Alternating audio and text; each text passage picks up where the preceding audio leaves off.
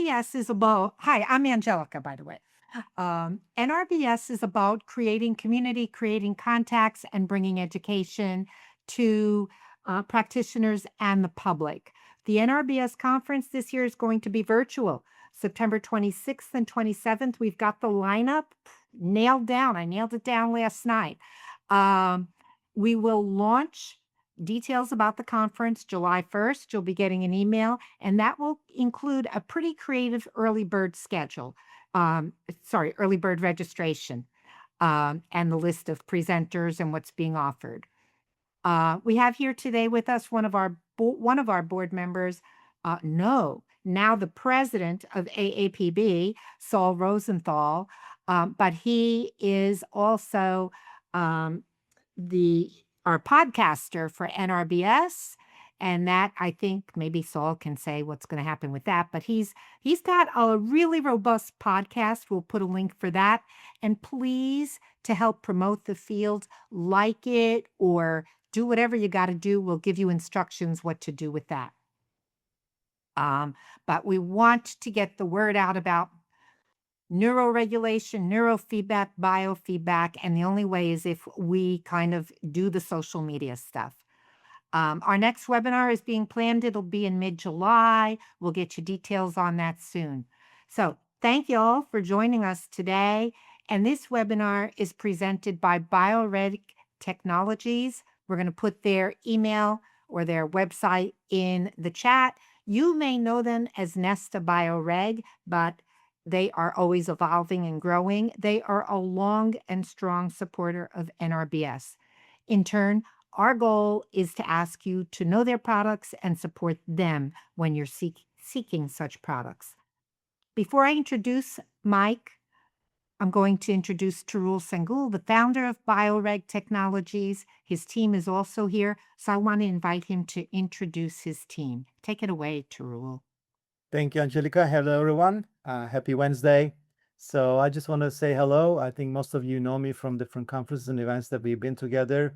Today, I have Jason Diaz here on the phone with us on webinar, and also Andrew will be joining us as well. We are really, our mission is to help your business grow and support you in the best way possible with technologies and tools so that you can give the best service to your clients. Thank you. Thank you. Okay, so today's presenter is Mike Cohen. He's the founder of the Center for Brain Training in Jupiter, Florida. He's the author of Neurofeedback 101, Rewiring the Brain for ADHD, Anxiety, Depression, and Beyond. He has contributed those books to us. We use them in our office. We have them in our waiting room. And now, more recently, the author of The Mind Rewired, 25 Stories of Overcoming Trauma, Anxiety, and Beyond using neurofeedback. This is another easy read, but important details. So I encourage you to look into it. Mike is a nationally recognized neurotechnologist and educator who has specialized in neurofeedback and applied brain training since 1996. He was my first neurofeedback teacher, and that was in his role as Director of Education for EEG Spectrum. He is a constant learner himself, testing and applying various tools to help his clients. Many of you might be familiar with the video he created in 2017 called What is Neurofeedback? And he donated that to our field, which is just representative of how he has dedicated himself to helping others. Today, Mike presents Beyond Neurofeedback, a systems approach to complex cases. And I just want to suggest, put your questions in the chat. We'll save them for the end and kind of cull them together so we don't keep asking the same questions. And I am proud to have Mike here today. Thanks, Mike. Go ahead. Hi. I'm going to basically be talking about what our center has kind of evolved to. And there's probably going to be a whole lot of elements of what everybody already has been exposed to.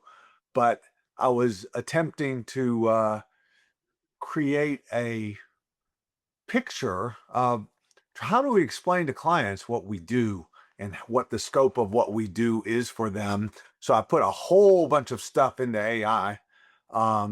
And after a bunch of different iterations, it helped me come up with what we actually do. So I have a I have a discussion of what we actually do, what the scope of it is, hopefully so that it makes it simpler. But it also, causes me and our staff to think, okay, where do all these pieces fit in, just in a more systematic way to talk about it.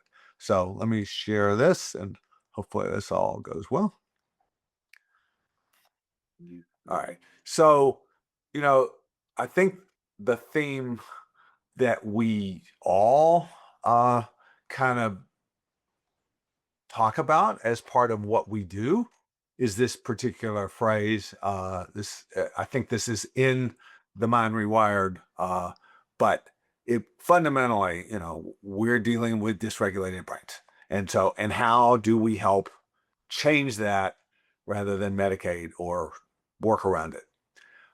So this process of kind of saying, oh, what do we do, led to this kind of breakdown of 5 different categories of technologies, that all of which in our office have become important in various ways.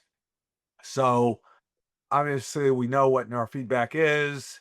I have a multitude of different ways that we do neurofeedback, from cue-based training to amplitude training to infralow and infraslow training to lens, to HEG. I mean, there's just a lot of different ways to do neurofeedback, and that's not the focus of this discussion. It's just kind of to introduce, in addition to that, helping tune the brain, self-regulate the brain, get cortical timing to be better.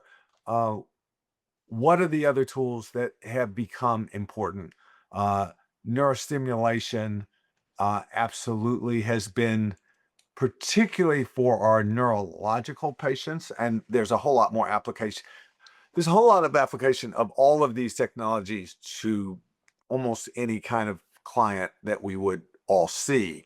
In our environment, we mix them and we apply them more in certain situations than others. So when I'm talking about neurostimulation, one aspect of that is we use Neurofield. There's a learning curve. Everything has this learning curve. There's a significant learning curve for that. We base the stimulation that we're doing, pulsed fields on the brain, TACS, which is just alternating current, but targeting various areas, random noise, direct current stimulation mixed together with pulsing light. All of these things play a role, but I tend to think about these in terms of, can we improve blood flow to the brain? Can we get more oxygen to the brain? Can we help upregulate mitochondria?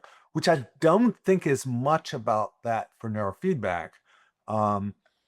So when we have a number of stroke clients, concussion clients, aging clients, and there's multiple other reasons we can target this for various populations.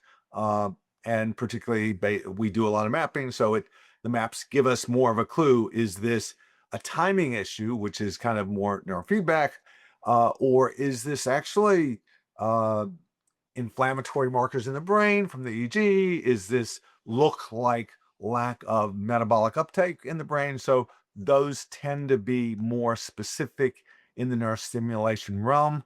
Neurofield's not the only way to do that. And we actually do PMF, which I'll be talking about more, because PMF can affect the body, which affects the brain. So we will talk more about that.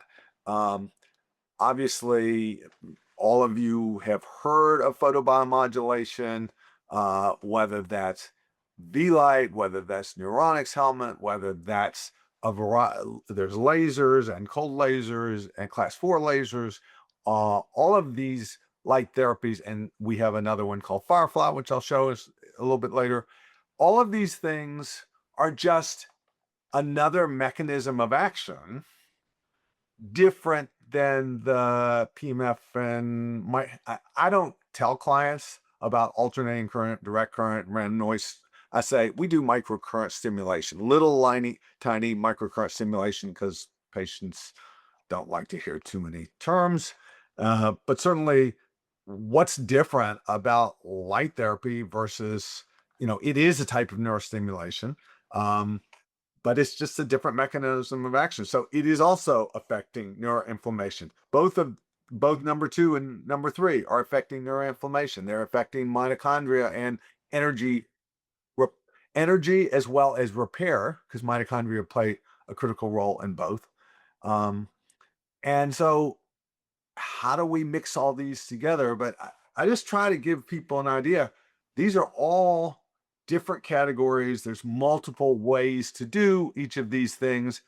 But if you need a full court press on what your problem is, we have a variety of different kinds of tools that we pretty much include as part of their options. And then they can kind of pick and choose as appropriate to the situation. I had never thought about auditory visual entrainment. The one you happen to use is David Delight Premier, which also includes a microcurrent stimulation. So flashing lights, pulsing sound, and pulsing microcurrent. It really turns out to be a bit of a different category, because it does have some of the same impact on rhythmicity as neurofeedback does.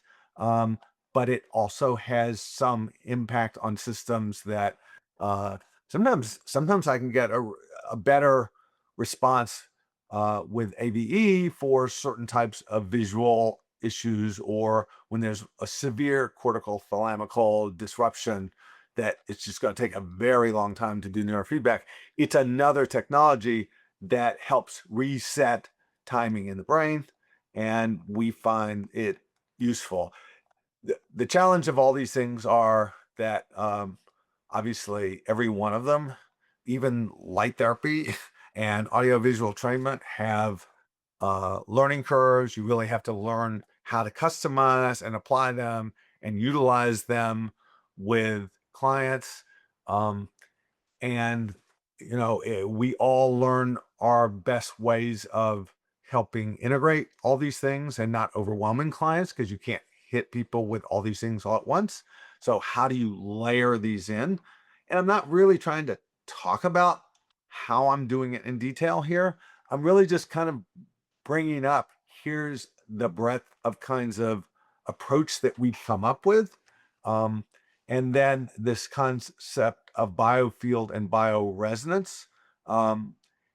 That was actually one of the more interesting things fairly early into the neurofeedback. Not early, I've been using it now 10 years, but it was a really big shift to have a tool that, hey, the neurofeedback targets the brain and timing of the brain and signaling in the brain.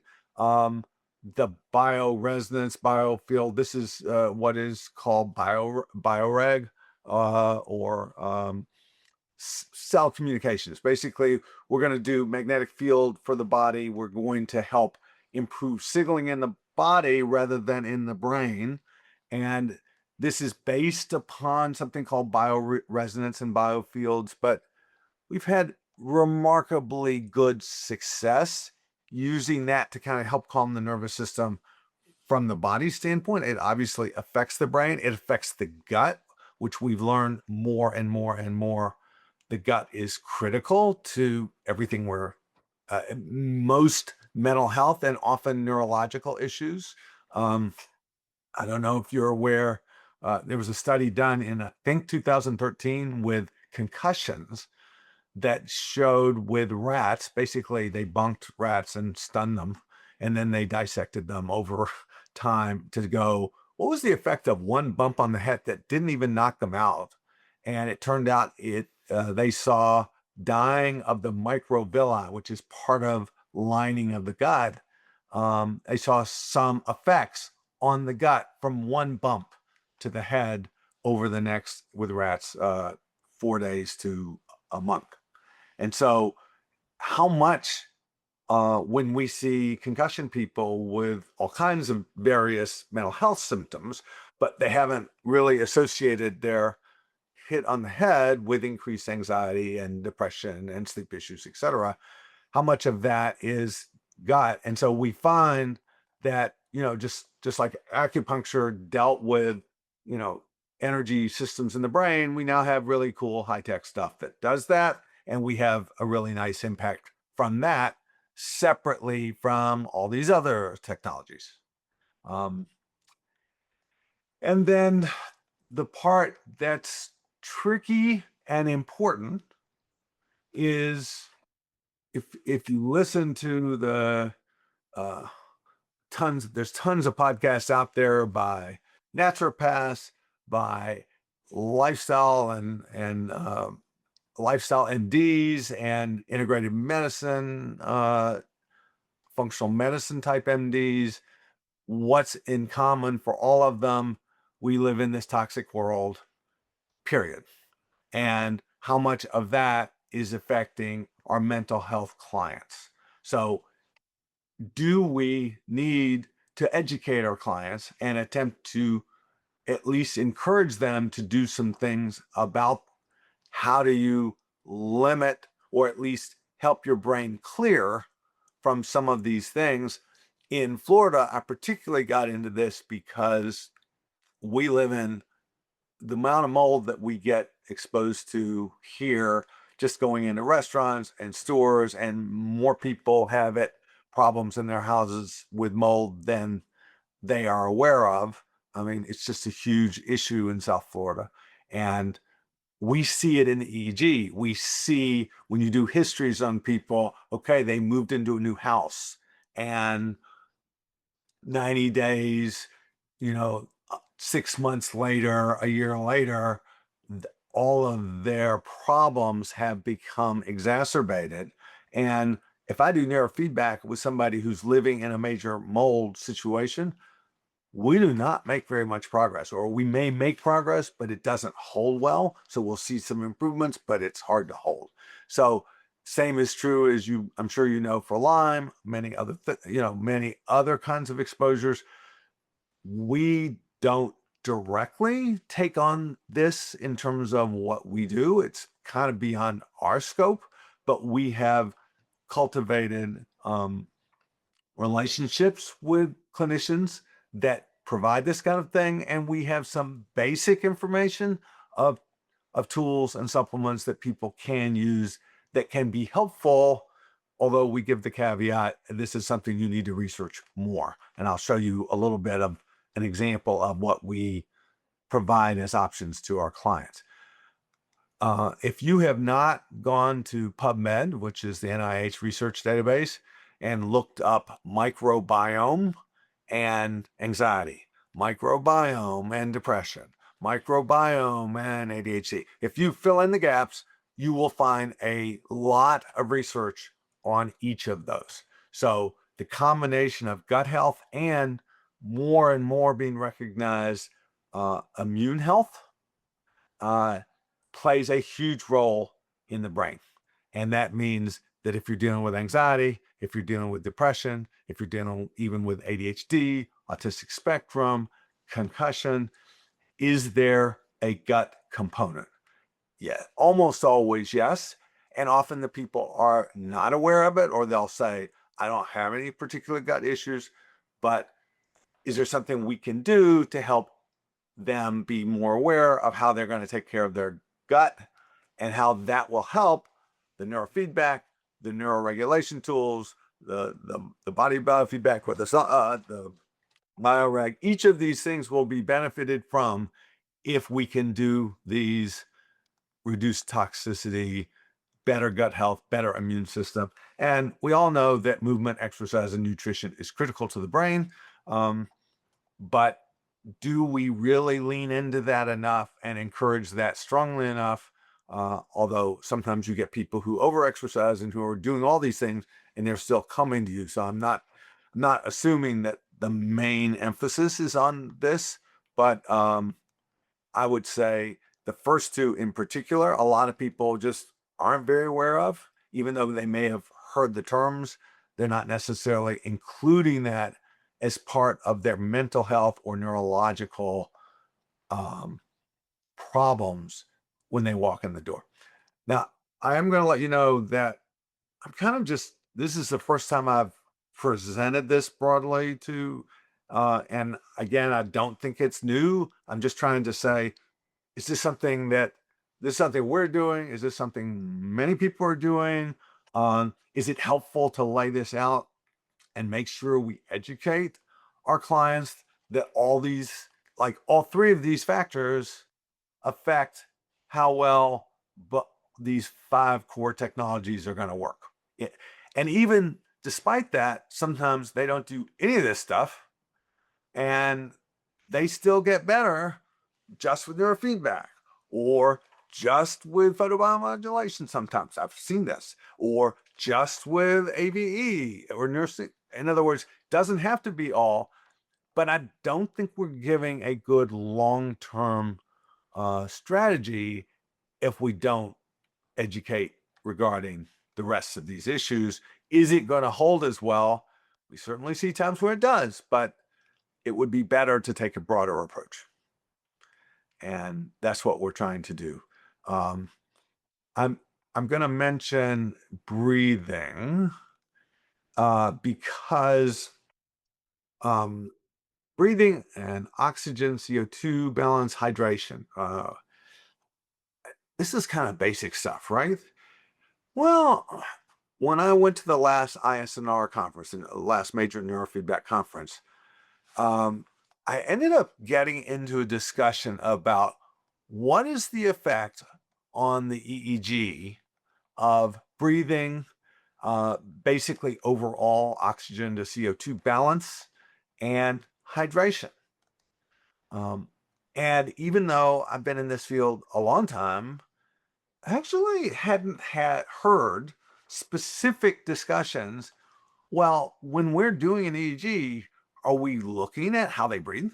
I mean, does anybody measure specifically? Is their breathing creating an EEG dysregulation? So I ended up talking to several people who were very knowledgeable at the conference, and they're like, oh, yes, of course, this is absolutely related. If you are dehydrated, can your EEG be specifically affected? In other words, we have a battery. If you don't have enough water in the battery, old days at least batteries, the charge is low. This is an eyes closed EEG, and there is very little alpha. It is eyes closed should not look like this. It should not look this small. I mean, we have it at a particular scale, but this is very small EEG. Does this represent poor metabolic uptake, meaning not enough blood flow? This is someone who is a highly functional business person. He's in his late 60s. He just went through chemo. He's slowed down. He's dealing with stuff, but we've got older EEGs from him. His EEGs look like this for a while. It's maybe a little more pronounced now. There's just not much alpha when his eyes are closed. His overall power is very low, but sometimes we talk about this just in neurofeedback terms. Gee, we need to increase certain things. But if we're not asking the questions, how much does breathing play a role? And there are ways to target breathing. There are ways to actually specifically measure CO2 to oxygen balance, because that literally can be a measure that gives us a better idea of what the impact on the EEG might be. Do we have a good measure for hydration? Do we check when we're checking EEGs? And even if you're not doing brain maps, you can put sensors at PZ and CZ and look and go, wow, that's a really small EEG. Are we asking these questions? Why is the EEG this way? And could there be some fundamental issues that go beyond any of these things and to basic areas of hydration and oxygen? And I'm surprised that as a field, it's just never come up. Gee, why don't we measure hydration? It's actually not so easy to measure, but supposedly there are some new wearables that may be delivered in 2026 or 27 when I started looking for it, that would give us a relatively good measure of or indicator of hydration. We've seen it with older people a lot, that when we really start digging in and trying to find out how much water they drink, they go, oh yes, we drink water, but not very much. And then you see these uh sometimes these very low power EEGs. It's like, okay, that battery is just not charged well enough. So we try to talk a lot more about that and try to give that information, but people don't know what to do about it, or they need some behavioral change to be able to address that. I have a typo in here, but lymphatic clearance, we all know that sleep is critical, critical, critical. You know, one of the most annoying things in articles and experts who talk about sleep is how important it is.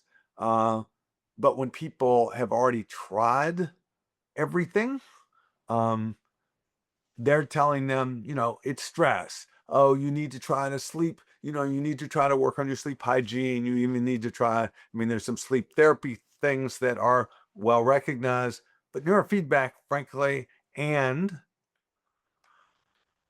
all of these different technologies, every one of them in their own different ways, often are able to help sleep with people who've already tried everything, who've tried the supplements, who've tried the different types of therapies. They're being told to sleep better. They're being told it's an incredible risk factor, which we know it is. You're not sleeping well. You're not clearing toxic waste in your brain at night. That's what your brain is supposed to be doing. So we really do have lots of good tools for this. But that's this is part of my education to clients, just making sure all of these things are get introduced to them. I'm sure it's still overwhelming, so we're still trying to figure out how to layer educating people step by step. Is there part of this? If you hit them with all this, it's a little too much. So we're still in that process. And you know, I always tell when I teach courses, I'm like, if if I had one tool that did it all, I would only have one tool. I Most people who've been in the field for quite some time, like me, um, and many of you, frankly, have added various types of tools that fit into this category. I'll be interested to hear. I would like to have more of a discussion about this after I've gone through this. Is to what everybody else, do you approach it this way? Do you have other approaches that this doesn't cover? Because I'm actually trying to create a model that covers what are the types of approaches that need to be done. You know, you don't go into a gym and there's one piece of equipment. You know, you do multiple types of things. So we include multiple types of things. And obviously the assessment, you know, I'm not even getting into the assessment component.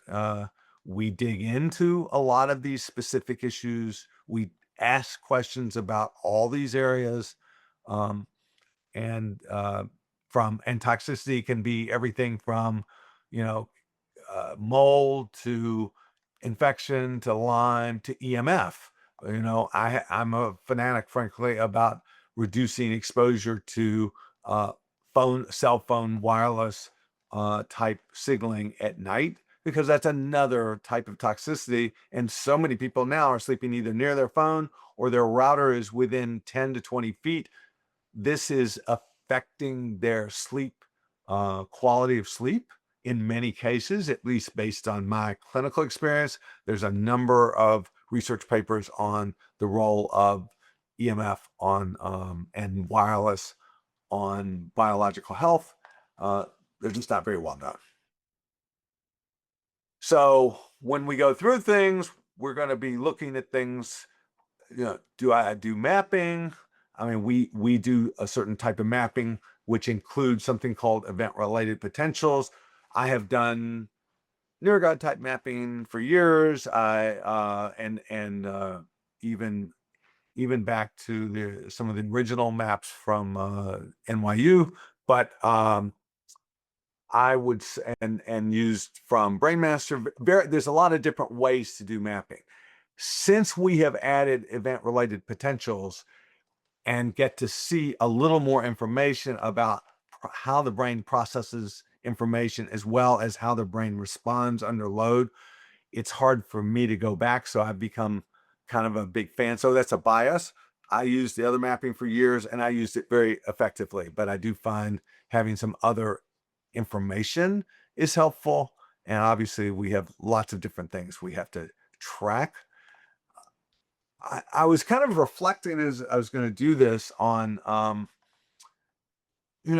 how often do I like just instead of doing a map, instead of doing potentially more in-depth assessment, it's like, boy, they need help now. I don't need to wait for map, and I already know what I want to do for these stress issues. Their anxiety's up the roof. They need to calm down. They're really easily triggered with trauma. They're having panic attacks. Those are things that allow me to go, okay, out of the tools I already have, can I just start and help people really quickly? So I think one of the things that I think is a bit of a struggle when I'm trying to train new people who are coming in the field is, when do you do what? How do you decide what you're going to do? And you know, I have such good success with anxiety and trauma and panic attacks with either, to tell you the truth, neurofeedback or the body biofeedback, the CellCom, and the Nesta. I mean, those things can be really simple and pretty quick. I'm not saying they're the only tools at all, but I'm just saying within my experience, I don't necessarily have to start with a map. I may look at a map later. I mean, I don't want to get into the pros and cons of maps versus not maps, but we do both. We use maps, and then there are times where we don't. And so, how do those decisions get made? Probably these categories. It's like I really think of it as when I'm talking, I'm like, boy, we need to do something now, and I immediately am already going, here's the neurofeedback training, or here's the body biofeedback training that I want to do. Then I'll often start there. Um, the same would be true sometimes for, I'm going to pick migraines. We have certain neurofeedback protocols for migraines that just work like 75% of the time, 80, right off the bat. And these are people with chronic difficult migraines. I might not start with anything else for that particular issue. Um, Now, if I don't make progress in a relatively short time, then I'm going to switch and take a different approach. And often I will do a map in those cases. Pain, I'm going to say that when I talk about this CellCom, I'm going to just jump down for a second. We have both this device. Now, this is from Tarul's company, the bioreg.us. So I'm just putting that so you know what it is if you want to look. But this is particularly good for just settling and calming the nervous system down. So sometimes this works really well for panic attacks, like amazingly. Um, and then we have a variety of, uh, and I don't know if we need to have somebody mute, so just a heads up on that. But they have some pulse magnetic fields that's for the gut. So we have, I mean, just as an example, my niece called us with a lot of anxiety and her gut, was nauseated a lot, or she was really struggling with what is she was describing as anxiety. She lives somewhere else. We sent her one of the Nestas, and within really a week and a half, dramatic reduction in those symptoms. And it was simple, and we could do it remotely, and we could send it, and it was a very helpful tool. If she was here, I would have still sent her home with that, because in addition to the other things that we did, which in her case were CellCom and neurofeedback, actually the Signet Infralow, those had really big impacts on her. But we didn't even have time to do a map. We didn't have, she was just in a really bad place. And sometimes you just have to do something quickly, right? So I think we all face that. Is this part of the struggle in our field is it's hard to kind of sort out all these different things. Certainly, I don't tell people start with all this. Um, and when I need more complex data, I do maps, which certainly is in the neurological, but it's also in learning and processing information. Uh, Depression, by the way, there's often an inflammatory component. There's more and more research coming on that depression has seems to have an inflammatory component. I think of that often in inflammation. A bunch of inflammation starts in the gut. So where do I go if I also want to support the gut? I'm probably going to include some of the Cellcom, which we find very powerful, or the Nesta, which is pulse magnetic field. So it's just ways to target the gut brain connection. Um, but you can do that with um, you have other tools, including photobiomodulation, have a huge impact on the gut, actually. So can neurostimulation. So those, but and we know that neurofeedback helps calm down the gut because the brain helps calm down gut problems. But I don't think it's I think it's helping accommodate. I think we still have to realize that we need the patient or the client to support their gut more. So I kind of gone through all of this. I'll just point out that I mean, I'm only going to use this example because this is a particular type of ERP, and in this case, the red is what's typical. The blue is this particular client. The blue and the red line should be tracking each other. If we see this one isn't actually quite as bad as a couple of the others. If we had looked at the one from the guy with the EEG, this was even lower.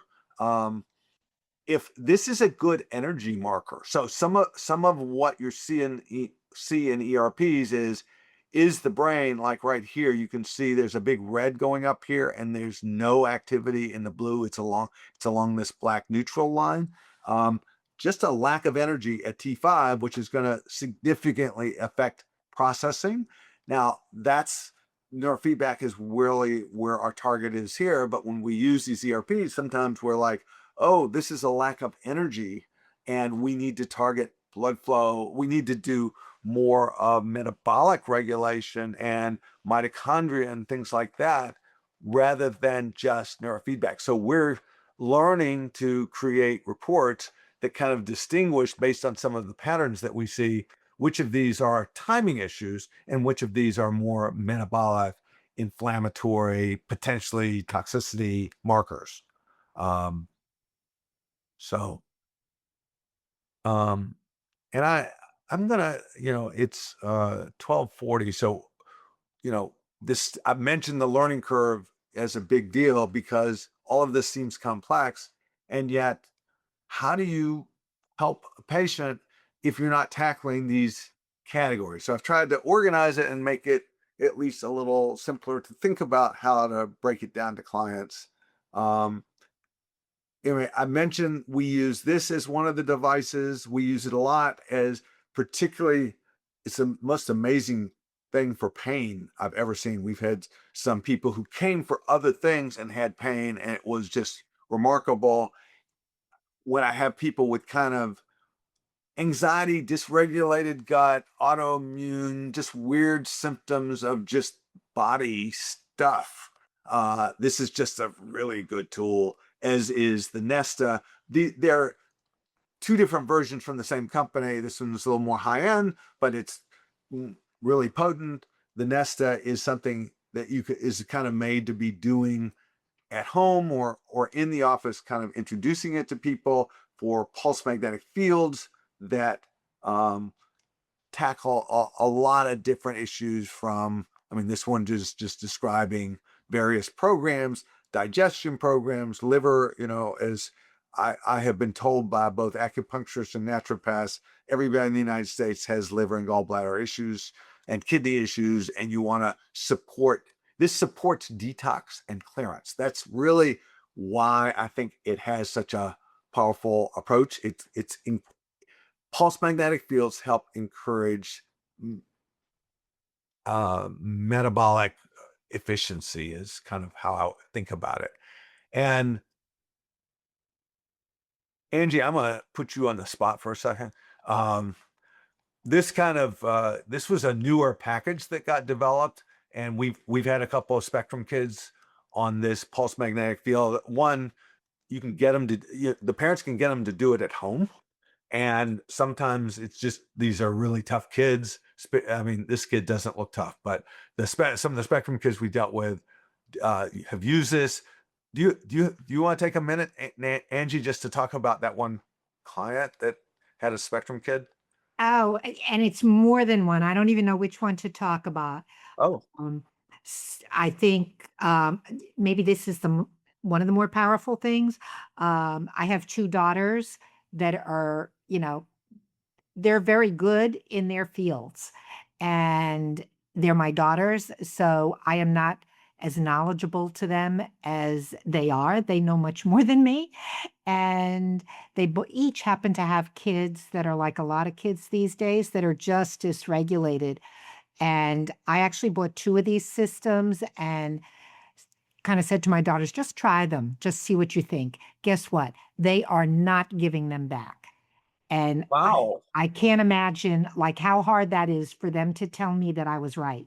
But the kids, it impacts them. The one kid asks for it. I can give you a half a dozen stories like that, but I'm not going to take over. It really has a strong impact. Doesn't work for everybody, but man, when it works, it is the best thing I got. Wow. Yeah. And they're doing it at home. I mean, most of the Yeah, ones you that have you are doing it have at to home. do it at home. I think you do. Yeah. Yeah. So we use the David Premier. There's a lot of other tools out there. We like the way this was developed, engineered, and it's a little dorky, and I sure wish there was less wires, but the flashing lights, the sound, the little ear clips.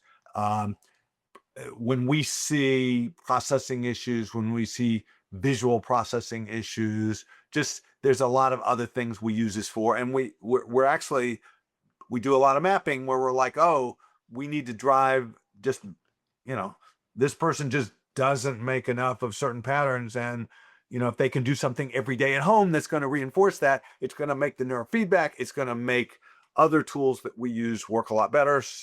But I want to say, the nice thing about the Nesta and the Cellcom is that they're relatively simple. And even though the neurofeedback, this seems really simple, you actually have to know, you have to get experience with it to know which programs to recommend. Watching clients, just like with neurofeedback or other tools, you got to watch them to see how they respond and do you need to make adjustments. But it's a very powerful tool, and it's something that they can use at home for years. So I use this, and I use this to help get my book written because I'd start spinning, and this would help me get back on track. I find sometimes I use this for ADD before I ever go to neurofeedback because those ADD people who I'm seeing, they're never going to get here on a consistent basis. I'm trying to discuss and make judgments. They live a little too far. They'll get here 5 or 10 times and they'll never finish. And so, are there any tools that I can use for that kind of issue? And I've had some really good success with this, plus vitamins, I will say. We use Neurofield. This is from Neurofield, and there was supposed to be Neurofield up there, but this is one device that does microcurrent. They also have one that does pulse magnetic field for the brain. This is kind of our heavy duty neurological people. We have some incredible stroke cases that have come around by basically improving blood flow to the brain very directly. The V-Light, Neuronics, there's different tool, those are the two we have that are really nice tools for, again, light therapy, stimulating blood flow to the brain, improving mitochondria, helping the brain repair itself a little bit. I guess I think of it that way. And I just did a class with some newbies, and all of them got to try the V-Light, and several of them found it really made them more alert and awake. They were very impressed just in 1 or 2 sessions how that impacted them. Obviously, the people we see 1 or 2 sessions is nowhere near close enough. But this is the one thing that if I have somebody that's just had a concussion, I tell them, get either one of the light helmets. Let's get you one of those right away. Even we do some rental of these kind of things. That's really good for like post-concussion, or if you see somebody slipping memory-wise, this is just a really good simple tool for them to actually have at home. We have another device called the Firefly. This is a very expensive puppy, so I'm not, I'm just sharing that it allows you to target it. It helps the body kill off bacteria, mold, parasites, viruses. And so there's so much gut stuff. We really got this because we saw so many of our dysregulated patients have gut components to this, or have Lyme, or had mold exposure, or have some kind of autoimmune and their guts all messed up. So this has been a very interesting and really powerful tool for that. But again, it's down the road. It's an investment. So I'm going to stop because I'm just kind of talking, and let me unshare the screen if I can figure out how to do that. While you're doing that, Mike, I'm going to jump in. So I want to, bring to our attention again, this webinar was brought to you by BioReg Technologies. And you can see it wasn't a sales pitch for BioReg. That is exactly how this company is. I've worked with them for a long time. And so I'm going to do a little sales pitch for them because Tarul is great to work with. I'm sure the rest of the team is too, but I have Tarul's cell phone number, so I just call him. But the product has been very helpful for us. And I think Tarul exemplifies just how we can work together in the field. And it's not just one thing that makes things work. And that is how Tarul works. So I really want to, emphasize that and appreciate that about you, Tarul. We appreciate you guys. You creating a lot of good value and educational content for everyone. So we do appreciate that. Thank you. Yeah, same here. So there are people. Go ahead. Who was Are there questions? Because I know, Gary Ames has been doing more things than me forever, and there's all kinds of technologies, but I think they all fit into this category. But I'm just curious, any comments or any thoughts or if there are questions. Yeah. But Yeah, any. so I'll start you off with, there's just kind of a general thing that was in the chat that didn't get responded to, but I think you can. What do you like if there's a case that plateaus for whatever reasons? What patterns tell you that this isn't just counseling that it needs, or it isn't just neurofeedback that it needs? And I think for you, Mike, that's going to be an easy answer because Mike doesn't just do one thing. But if you can address that, you know, not everybody has all the equipment you have. Uh, Well, and by the way, I'm gonna. There was one thing I left off, and then I'm gonna come back to this question. Um, you know, we all have people who plateau. One of the things is there's you have to be careful about supplements, but I actually have been kind of focused on what are the core supplements that can really break through things. And so this is some things, probably SPM and PEA, you probably haven't heard of at all, but you have to be going, okay, you have to be asking the question, why are we plateauing? What's going on? That's really fundamental. And so if I have a guy right now who blames everything on his trauma, childhood, difficult wife situation. He's in his mid early to mid 60s, I think, and he is totally into this is all trauma, disassociation, etc. I've talked to him about it. I don't believe that's just the case. I think there are toxicity issues. He sleeps terrible. He has fatigue. You don't just have fatigue because you're anxious. So if you don't have a team to help you, I know that I and Angie, you, and probably many of the other people here who experience, sometimes you just need to call another clinician and go, what do I do about this? Because sometimes you get stuck on what's the best way to do this. And so if you haven't like figured out okay, if I'm not making progress, what am I going to do? This particular client that I just talked about, I mean, I've tried a bunch of different things. He doesn't stick with any one thing, which makes it more challenging. Uh, but I do think that there is a toxicity component. If somebody is sleeping crappy consistently, they got brain toxicity. They got brain inflammation. And what's the right thing to help correct that? That some of the tools that we have, if they do them consistently, will help.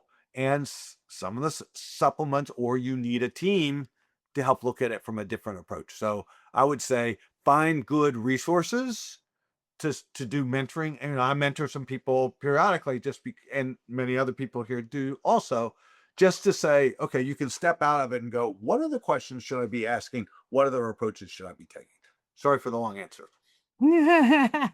That's okay. Mike is going to be one of our presenters at the NRBS conference, by the way. So there's some more stuff coming down the pike. And there are some answers in the chat to the questions that, just what do you do with plateaus? People gave some answers. I appreciate that. Um, and what else do I want to say? The conference is September 26th and there we go. It's September 26th and the 27th.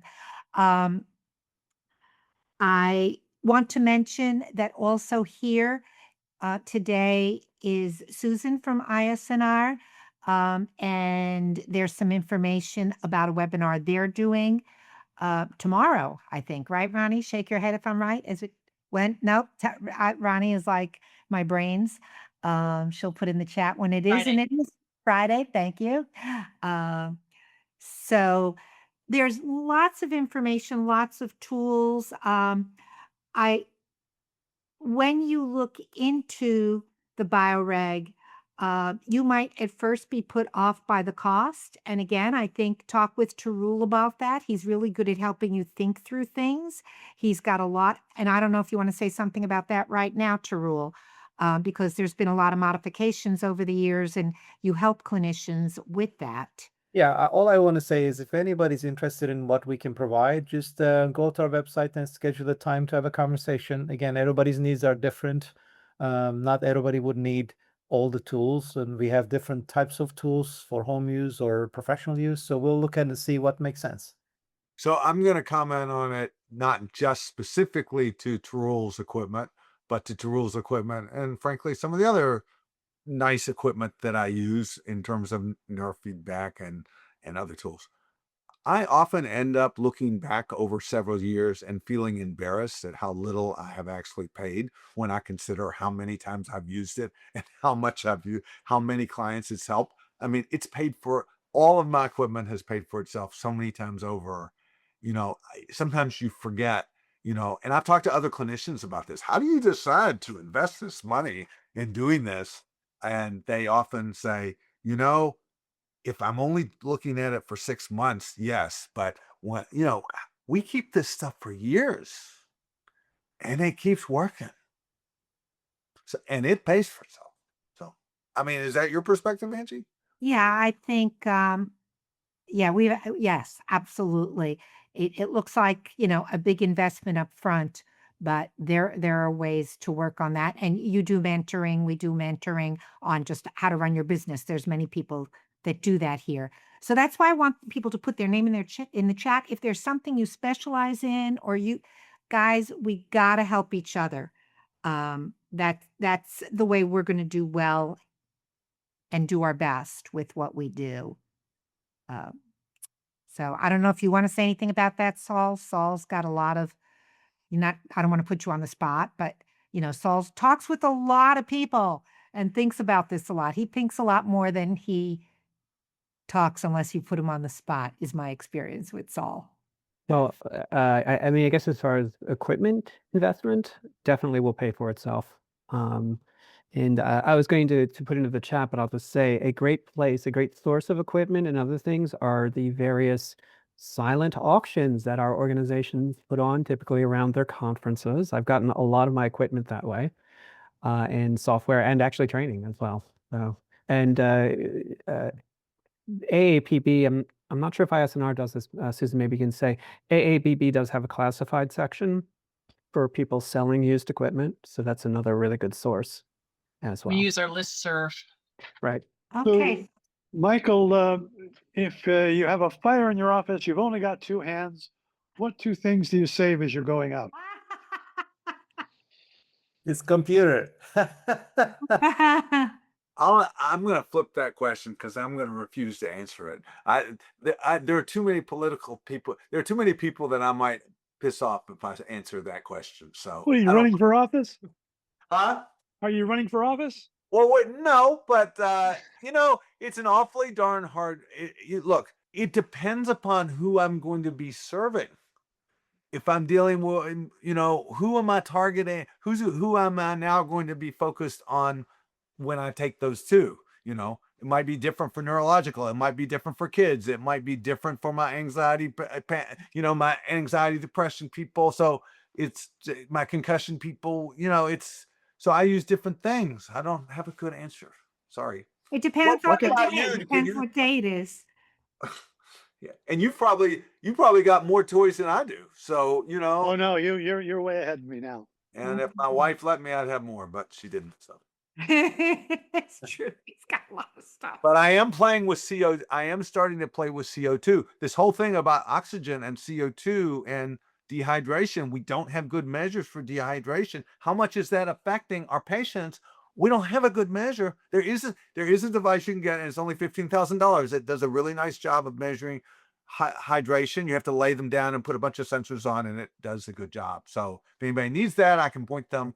I haven't bought that yet. So All right.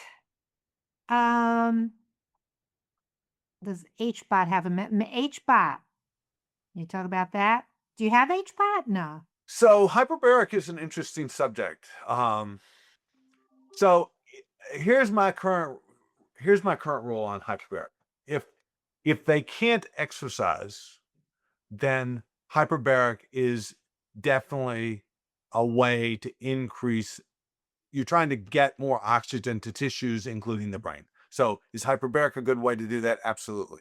There's another technology that most of you haven't heard of called exercise with oxygen, in which you are exercising while you are basically doing both high altitude training. So you go from high altitude. So instead of training we're at essentially 14%, 20% oxygen in our sea level.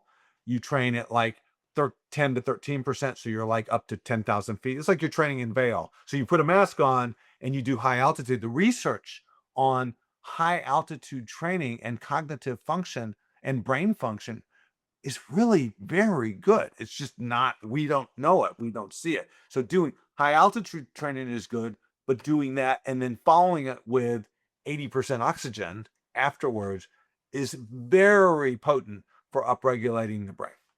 So, and hopefully, most of you won't run out and do that, but there's a couple of companies that really do a good job. And I tried to open a center to do that, but you can only do so many things. So it was a little hard to pull that off. You need to find a partner. And I do have one now, and I refer people, I looked at your map, you need the kitchen sink. You need to do everything for your brain or you're in trouble. And, you got poor oxygen, you got poor blood flow, you don't have enough activation, do all the things we do, and then do this exercise program also. But if they can't exercise, then I said, hyperbaric would be definite. A good 1.5 atmospheres for neurological is better than 1.3. So somewhere between 1.5 and 1.7. So some of these tubes that are 1.3, it's not that they're bad, but they're not quite as good as getting a more commercial version. So long answer, sorry. Okay.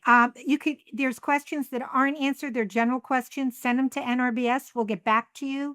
Mike, Tarul, and the whole team, thank you so much. This was wonderful. And thank you everybody for joining. We'll see you soon again. All right. Thanks. Bye, Bye. everybody.